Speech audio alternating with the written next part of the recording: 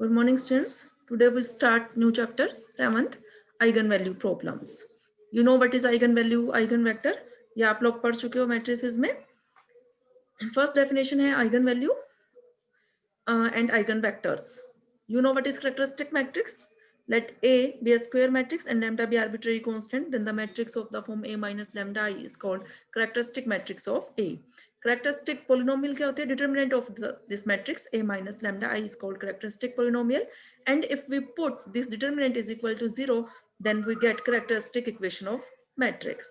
Characteristic roots क्या है? The roots of this characteristic equation. जब हम इसको expand करेंगे तो ये जितनी ए जो आपकी मैट्रिक्स है, जितने ऑर्डर की मैट्रिक्स होगी उतने ही ऑर्डर की आपकी क्या आ जाएगी, इक्वेशन बनेगी, मींस पोलिनोमियल बनेगी लैम्डा में. तो आपके उतने ही क्या होंगे उसके, मींस से ये आपके पास क्यूबिक इक्वेशन बनती है अगर ए आपकी 3x3 ऑर्डर की मैट्रिक्स है. तो जो आपके पास लैम्डा में इक्वेशन बनेगी वो क्यूबिक इक्वेशन होगी. तो जो लैम्डा की 3 वैल्यूज आएंगी उनको हम क्या बोलते हैं, कैरेक्टरिस्टिक रूट्स बोल लो या eigen values, eigen roots, proper roots, latent roots, आप कुछ भी नाम दे सकते हो. Characteristic vector, if lambda is characteristic root of matrix A, then non-zero solution x of the equation ax minus lambda x equal to 0 or a minus lambda x equal to 0 are called characteristic vectors. Characteristic vectors are also called eigenvectors. These are some properties of eigenvalues which are given and which you have already studied in lower classes. कि what is symmetric matrix, Hermitian matrix, Q symmetric matrix क्या क्या होती है आपको पता है. ठीक है. फर्स्ट क्वेश्चन है इसमें, find the eigen values and corresponding eigen vectors of the matrix से. ये आप लोअर क्लासेस में कर चुके हो, फर्स्ट ईयर में किया हुआ है आपने. कि इसके लिए आप क्या कंसिडर करोगे, कैरेक्टरिस्टिक इक्वेशन लिखोगे एक ही, क्या बनेगी वो, a माइनस लैम्डा आई का डिटर्मिनेंट इक्वल टू 0. वहां से ये a जो है आपकी 3x3 ऑर्डर की मैट्रिक्स है, तो ये आपके पास जो इक्वेशन आएगी वो क्यूबिक इक्वेशन बनेगी. तो लैम्डा की 3 वैल्यूज आएंगी और लैम्डा की उन 3 वैल्यूज के कोरस्पॉन्डिंग आप लोग क्या फाइंड आउट करोगे, आइगन वेक्टर्स. ये आपको निकालने आते हैं आइगन वेक्टर्स. ठीक है. तो अब जो हम इसमें जो 7th चैप्टर में जो हम मेथड्स डिस्कस करेंगे वो मेथड्स हम आइगन वैल्यूज या उसके corresponding eigen vectors find out करने के लिए ही करेंगे. ठीक है. फर्स्ट मेथड है आपका इसमें power method. Power method is used to find eigen values of a system of linear equations and it is an iterative method. क्योंकि आप जितने भी न्यूमेरिकल एनालिसिस में जो ये बुक में आप जितने भी मेथड्स रीड कर रहे हो वो सारे के सारे ही आपके आइटरेटिव मेथड्स है. मींस आइटरेशंस ही तो लग रही है एक तरीके से, मींस वो स्टेप्स आपके रिपीट होते हैं. क्योंकि तो वो क्या कह रहा है, this method is usually normally used to determine the largest eigen value in magnitude and corresponding eigen vector of A. Normally जो पावर मेथड हम यूज करते हैं वो largest eigen value find out करने के लिए यूज करते हैं. इन मैग्नीट्यूड के बारे में बात कर रहे हैं, लार्जेस्ट इन मैग्नीट्यूड होना चाहिए वो, मीन साइन मैटर नहीं कर रहा है यहाँ. और उसके कोरस्पॉन्डिंग आइगन वेक्टर क्या होगा ये फाइंड आउट करने के लिए. तो अब इसमें हमने क्या सपोज किया कि ये, चलो ये मेथड देखते हैं हम. ये मेथड इसमें डिस्क्राइब किया हुआ है, आपको क्लियर नहीं होगा, हम एग्जांपल से डिस्कस करते हैं कि ये मेथड क्या है आपका. ठीक है. देखो फर्स्ट क्वेश्चन है इसमें, use power method to find largest eigen value of matrix A up to 5 steps only. ठीक है, 5 स्टेप्स में काम करना है आपने. अब आपको मैट्रिक्स ए गिवन है और जो मैट्रिक्स ए है आपकी वो कितने ऑर्डर की है, 2x2 ऑर्डर की मैट्रिक्स है. तो इसमें हमने क्या करना है, सबसे पहले इनिशियल आइगन वेक्टर जो है वो अपना चूज करना है. अब ये मैट्रिक्स 2 ऑर्डर की मैट्रिक्स है तो जो ये आप आइगन वेक्टर कंसिडर करोगे वो भी आपने कितने ऑर्डर का लेना है, ये 2x1 ऑर्डर का कंसिडर करना है. अगर मैट्रिक्स आपकी 3x3 ऑर्डर की है तो आप ये कितने का लोगे, 3x1. इनसे कॉलम मैट्रिक्स लेनी है आपने. तो इसमें 2 ही एंट्रीज होंगी. अगर ये आपका 2x2 ऑर्डर का है, 3 ऑर्डर का है तो 3 एंट्रीज. क्योंकि आपको पता है कि अगर 2x2 ऑर्डर का है तो आपके पास 2 इसमें आइगन वैल्यूज आएंगी, λ1 एंड λ2. और λ1 के कोरस्पॉन्डिंग जो आपका आइगन वेक्टर होगा वो आपका इसी फॉर्म का होगा, है ना.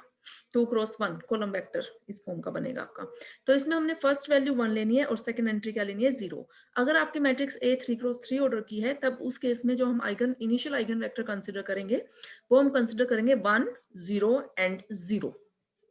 ठीक है. देन फिर आपने क्या फाइंड आउट करना है इसमें, a इंटू एक्स नोर आपने निकालना है. ए गिवन मैट्रिक्स एक्स नोर जो हमने इनिशियल आइगन वेक्टर कंसिडर किया है, मल्टीप्लाई करेंगे. तो आपको पता है मल्टीप्लाई कैसे करते हैं, हम रो बाय कॉलम मल्टीप्लाई करेंगे. मल्टीप्लाई करके आपके पास एक कॉलम वेक्टर आ गया 4 1. अब इसमें आपने क्या करना है, हाईएस्ट जो वैल्यू है उसको आपने क्या लेना है, कॉमन लेना है. जो हाईएस्ट मैग्नीट्यूड की जो वैल्यू है यहाँ पे वो वैल्यू क्या है, 4. तो 4 हमने क्या लेना है इसमें से कॉमन लेना है. ठीक है, तो ये क्या बन जाएगा 1 और इसकी वैल्यू 1/4 मीन 0.25 आ गई। तो अब जो ये हाईएस्ट वैल्यू जो ये 4 आई, क्योंकि इसमें जो हमने निकालना है वो क्या निकालना है, largest eigen value find out करनी है। तो ये 4 तो हमारी क्या आ गई, आइगन वैल्यू, और उसके कोरस्पॉन्डिंग जो आइगन वेक्टर है वो हमारा ये कॉलम वेक्टर आ गया, जिसको हमने डिनोट किससे किया, λ1 x1। λ1 फर्स्ट आइगन वैल्यू है ये हमारी, और x1 जो है इसके कोरस्पॉन्डिंग आइगन वेक्टर है, और जो x नोर था ये हमने इनिशियल आइगन वेक्टर कंसिडर किया था। ठीक है, अब इसी प्रोसेस को आपने क्या करना है, रिपीट करना है। तो अब ये हमारा x1 जो इनिशियली x नोर था वो यहाँ x1 है, फिर प्रोसेस रिपीट किया, a इंटू x1 हमने निकाला, वैल्यू ये आई, उसमें से लार्जेस्ट वैल्यू फिर आपने कॉमन लेनी है, मीन्स 4.5 कॉमन लिया, ये 1 बना, ये जो भी डिवाइड करके वैल्यू आती है वो इसने लिख दी 0.39। अब इसमें से जो ये 4.5 है ये आपके पास आइगन वैल्यू आ गया, मीन्स λ2 से डिनोट करेंगे इसको हम, और इसके कोरस्पॉन्डिंग आइगन वेक्टर जो है ये 1 0.39, ये जो कॉलम वेक्टर है उसको हम x2 से डिनोट करेंगे। हमने काम जो है 5 स्टेप्स में करना है, तो अब हम निकाल रहे हैं ax2। फिर ऐसे ही ax2 जब हमने निकाला तो ये हमारे पास कॉलम वेक्टर आया ये, इसमें से फिर आपने ग्रेटेस्ट वैल्यू कॉमन निकालनी है, ये वैल्यू आ गई, ये आपकी λ3 और ये उसके कोरस्पॉन्डिंग आइगन वेक्टर x3। ऐसे ही फिर हम λ4 x4 λ5 x5 फिर हमने जो ये निकाला। उसके बाद हमने क्या फाइंड आउट किया, ax6 निकाला, और वो वैल्यू देखो आप, ये वैल्यू 4.96 और ये वैल्यू 4.98, ये वैल्यू जो है वो क्या हो गई, अप्रोक्सीमेटली वैल्यूज जो है हमारी सेम आ चुकी है। तो हम प्रोसेस को यहाँ अपना स्टॉप कर रहे हैं। तो ये हमारा lambda means largest eigen value, और ये उसके कोरस्पॉन्डिंग हमारा क्या आ गया, आइगन वेक्टर आ गया। तो इसने लिख दिया, हम क्या ऑब्जर्व कर रहे हैं, x5 and x6 are approximately same, तो लार्जेस्ट आइगन वैल्यू 4.98 और corresponding eigen vector is this. ठीक है, नेक्स्ट देखो, नेक्स्ट हम पावर मेथड यूज करके आपने क्या फाइंड आउट करना है, लार्जेस्ट आइगन वैल्यू और कोरस्पॉन्डिंग आइगन वेक्टर। बिल्कुल सेम काम करना है, मैंने आपको लास्ट क्वेश्चन में भी बताया था कि जो अगर हमारे पास 3x3 ऑर्डर की मैट्रिक्स है तो उसके कोरस्पॉन्डिंग जो हम इनिशियल आइगन वेक्टर कंसिडर करेंगे वो हमने 3x1 कॉलम का कंसिडर करना है, जिसकी फर्स्ट वैल्यू हमने 1 लेनी है और बाकी एंट्रीज हमने क्या कंसिडर करनी है, 0। बाकी काम आपने बिल्कुल सेम स्टेप्स पे रिपीट करना है। ठीक है, यहां से आपके पास क्या आ गई, लार्जेस्ट आइगन वैल्यू और उसके corresponding eigen vector. Next question में भी हमने लार्जेस्ट आइगन वैल्यू और उसके कोरस्पॉन्डिंग आइगन वेक्टर कैलकुलेट करना है।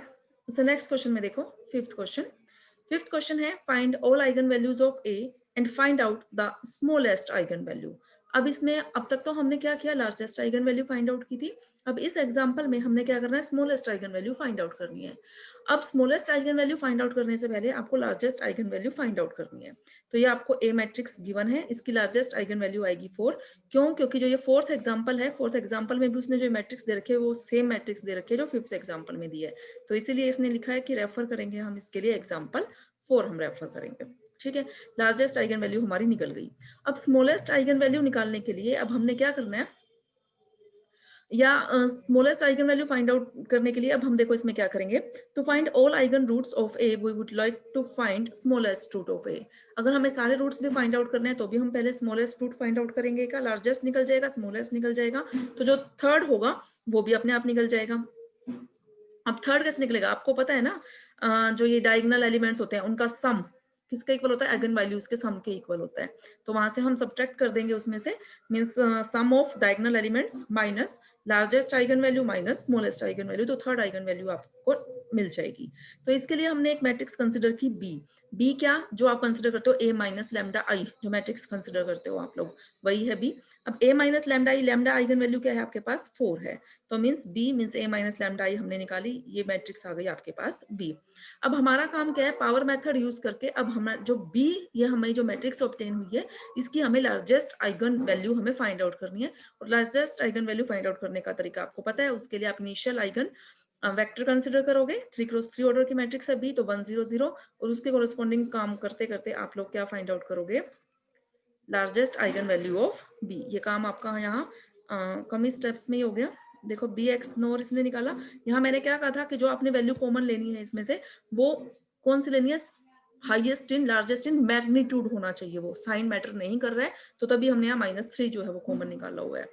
ठीक है, आप ये कंफ्यूज नहीं होना है कि इसमें लार्जेस्ट तो ए है, हमने मैग्नीट्यूड वाइज लार्जेस्ट वैल्यू देखनी है कि क्या है उसकी। फिर हमने बी x1 निकाला, यहाँ वैल्यू जो आई वो -4.98 आ रही है।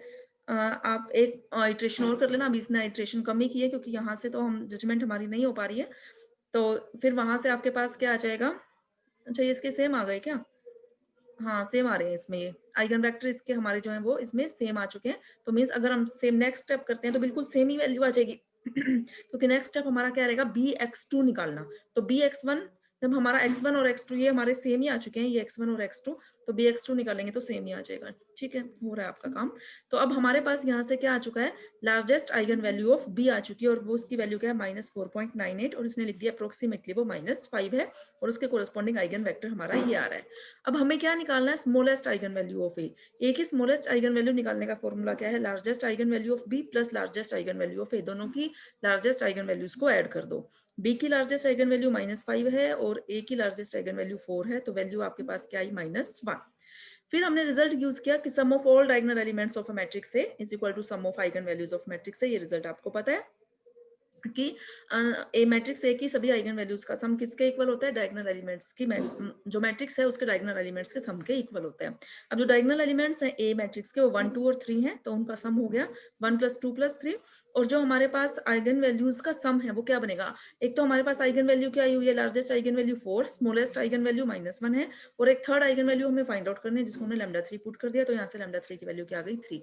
तो यहाँ से हमने स्मॉलेस्ट आइगन वैल्यू भी फाइंड आउट कर ली यहाँ से, और हमने थर्ड मीन्स जब स्मॉलेस्ट हो गई तो सारी आइगन वैल्यूज हमने यहाँ से क्या कर ली, कैलकुलेट कर ली। ओके स्टूडेंट्स, बाकी हम नेक्स्ट लेक्चर में डिस्कस करेंगे।